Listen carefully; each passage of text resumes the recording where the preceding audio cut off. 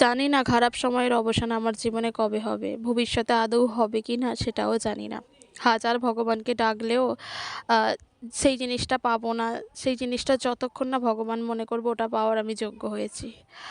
এটা আমি নিজের জীবন দিয়ে উপলব্ধি করতে পেরেছি। যেটা পাওয়ার সেটা পাবোই। আর যেটা পাওয়ার না সেটা হাজার ভগবানকে ডাকলেও, হাজার উপোস করলেও সেটা কখনোই পাবো না। তাই যেটা পাচ্ছি সেটা নিয়ে খুশি হতে শিখতে হবে।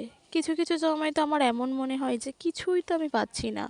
আমি চাইছি ওটা, পরিশ্রম করতে চাইছি, মন দিয়ে চাইছি, কিন্তু কই সেটা তো আমি পাচ্ছি না।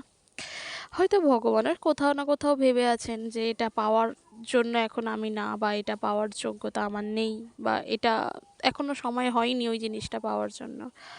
জানি না আদৌ কবে সময় হবে, বা আদৌ সময় হবে কিনা।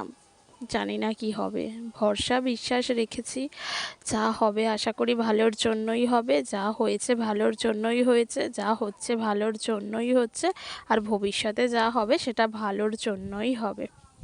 সারাদিনের কাজকর্ম এইসবের মাঝে দিনগুলো পেরিয়ে গেলেও কোথাও না কোথাও একটুখানি হলেও না পাওয়া থেকেই থাকে। সেই না পাওয়াটা নিয়েই তো জীবনে চলা, তাই না? হাজার চাওয়া পাওয়ার মাঝে ওই না পাওয়াগুলো থেকে থেকে এই জীবনে যেন এখন না পাওয়াতেই পরিণত হয়েছে। এখন যেন আমার মনে হয় কিছুই পাওয়ার নেই।